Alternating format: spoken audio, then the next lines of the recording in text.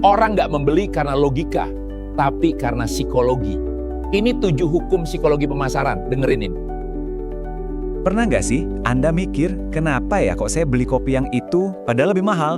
Atau kenapa saya tiba-tiba follow akun medsos cuma karena ya semua orang kayaknya nge-follow? Nah, ternyata itu bukan kebetulan. Ada semacam tombol psikologis yang kepencet di otak kita yang mempengaruhi keputusan kita setiap hari. Oke, dalam beberapa menit ke depan kita bakal bongkar tuntas 7 di antaranya. Coba deh lihat ini. Ini bukan teori loh, ini screenshot asli dari sebuah percakapan. Ada yang nanya, kenapa harus follow? Dijawabnya santai banget, ikut follow aja gitu. Nah, ini dia, ini bukti sosial yang paling nyata.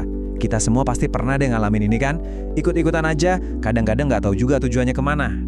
Nah, momen kayak tadi itu bukan kebetulan. Itu semua adalah pola perilaku manusia yang sebenarnya bisa ditebak. Sekarang, gimana kalau Anda bisa sengaja memanfaatkan kekuatan ini, mempelajari polanya, dan menggunakannya secara strategis buat bisnis Anda? Itulah playbook atau buku panduan rahasia yang akan kita bongkar habis hari ini. Oke, kita mulai ya. Kita akan coba masuk ke dalam otak rahasia pelanggan Anda. Kita akan buka buku pedoman untuk memahami gimana sih cara orang memutuskan untuk membeli. Oke, kita mulai dengan 2 hukum pertama. Ini soal harga dan soal izin. Intinya, gimana cara kita menetapkan nilai dan mendapatkan ya pertama dari calon pelanggan. Ini dia hukum yang pertama, hukum harga. Prinsipnya simpel banget, otak kita tuh punya jalan pintas.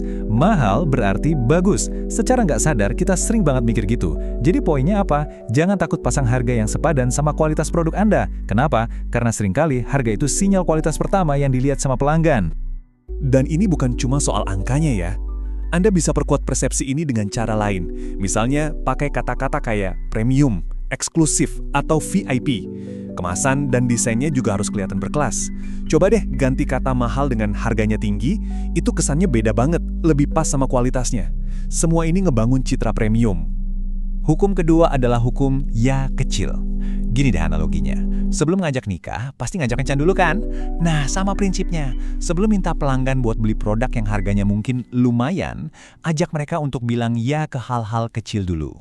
Ini penting banget buat membangun momentum dan kepercayaan. Nah, ini contoh tangga ya kecilnya. Coba perhatiin, setiap langkah, ini kan komitmen kecil. Langkah pertama, klik link di iklan. Oke, ya. Langkah kedua, chat di WhatsApp. Oke, ya lagi. Terus, simpen nomor kontak. Ya lagi, setiap ya ini ngebangun momentum. Jadi pas sampai di langkah terakhir, yaitu beli produk, itu rasanya kayak langkah berikutnya yang wajar aja, bukan permintaan gede yang datang tiba-tiba. Oke, lanjut ke 2 hukum berikutnya. Ini tentang memberi dan memberi alasan. Di sini kita akan lihat kekuatan dari kemurahan hati dan pentingnya sebuah alasan yang baik. Hukum ketiga, hukum timbal balik. Pernah nggak pas ditraktir kopi sama teman, Anda jadi ngerasa, wah kapan-kapan gua harus traktir balik nih? Nah itu dia, itu adalah dorongan timbal balik yang kuat banget. Dalam bisnis, prinsipnya persis sama. Kasih dulu sesuatu yang berharga, bisa berupa tips, sampel gratis, atau bahkan sekedar pujian tulus, sebelum Anda minta sesuatu dari mereka. Dan ini bukan cuma omong kosong loh, ada datanya. Lihat angka ini, plus 23%. Ada studi menarik tentang pelayan restoran. Kalau dia kasih 1 permen, tipnya naik 3%. Kalau 2 permen, naik 14%. Tapi yang paling gila, kalau pelayan itu ngasih 1 permen, terus balik lagi seolah-olah ngasih tambahan khusus buat Anda, tipnya bisa meroket sampai 23%. Ini bukti betapa dahsyatnya sebuah gestur kecil yang terasa personal dan tulus. Lanjut ke hukum keempat, hukum memberi alasan. Simpelnya gini, otak kita itu suka banget sama alasan. Kata karena itu kayak tombol ajaib. Ada loh studi klasik yang nunjukin orang lebih rela ngasih jalan di antrian mesin fotokopi cuma karena permintaannya pakai kata karena. Walaupun alasannya kadang nggak masuk akal. Intinya kita cuma butuh justifikasi. Makanya selalu kasih alasan. Jangan cuma bilang, ada promo nih. Tapi bilang, ada promo nih, karena kita lagi merayakan 10.000 followers. Jangan cuma bilang, order sekarang. Tapi kasih alasan, order sebelum jam 5 sore ya, supaya bisa ikut pengiriman hari ini. Ini bikin instruksi Anda jadi jauh lebih logis dan ya lebih mendesak. Oke, kita masuk ke hukum perbandingan dan keramaian. Intinya adalah, gimana kita bikin keputusan dengan cara ngelihat pilihan lain dan ngelihat orang lain. Hukum kelima, hukum perbandingan. Coba saya tanya, 1 juta rupiah itu mahal atau murah? Jawabannya, ya tergantung. Kalau dibandingin sama harga permen, ya mahal banget. Tapi kalau dibandingin sama harga mobil, ya murah. Intinya, nilai itu relatif. Nah, tugas Anda sebagai marketer itu ngasih konteks, ngasih pembanding, biar penawaran Anda kelihatan jadi paling menarik. Dan contoh ini keren banget. Sendinblue nggak cuma bilang, harga kami terjangkau. Nggak, mereka langsung kasih lihat tabel perbandingan sama kompetitornya. Mailchimp. Coba deh lihat bedanya.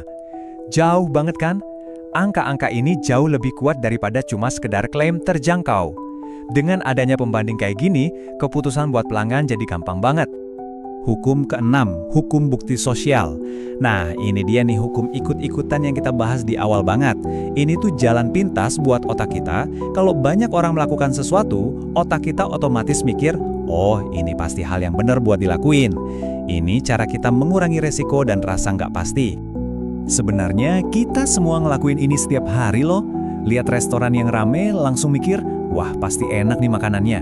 Atau sebelum pesan hotel pasti ngecek dulu ulasan yang bintang 5. Itulah bukti sosial lagi bekerja. Jadi kalau di bisnis, tunjukin lewat apa? Ya lewat testimoni, ulasan, jumlah followers, atau studi kasus.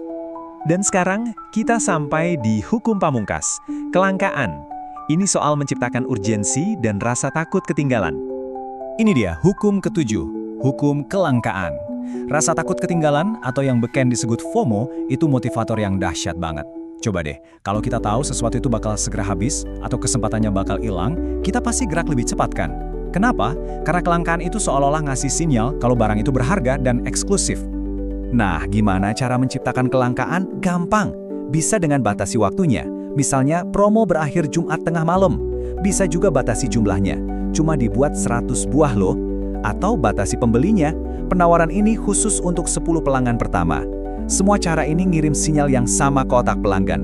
Ayo, ambil sekarang atau nyesal nanti. Oke, jadi itulah tadi 7 hukum psikologi pemasaran. Ini adalah buku pedoman baru Anda. Mari kita lihat gimana cara menerapkannya. Jadi, big idea-nya apa? Pemasaran yang sukses itu ternyata bukan soal siapa yang teriak paling kencang. Bukan, tapi ini soal seberapa dalam kita memahami orang yang kita ajak bicara. Ini bukan tentang manipulasi, tapi tentang empati, tentang benar-benar ngerti gimana cara pelanggan berpikir, apa yang bikin mereka bergerak, dan gimana kita bisa bantu mereka mengambil keputusan terbaik. Oke, sekarang Anda sudah punya buku pedomannya, Anda udah tahu prinsip-prinsip dasarnya, pertanyaannya sekarang bukan lagi apa, tapi gimana caranya. Jadi coba pikirkan, dari 7 hukum yang udah kita bahas ini, mana yang bakal jadi langkah pertama Anda besok? Jawabannya ada di tangan Anda. Gimana penjelasannya? Jangan lupa like, share, dan follow channel ini ya.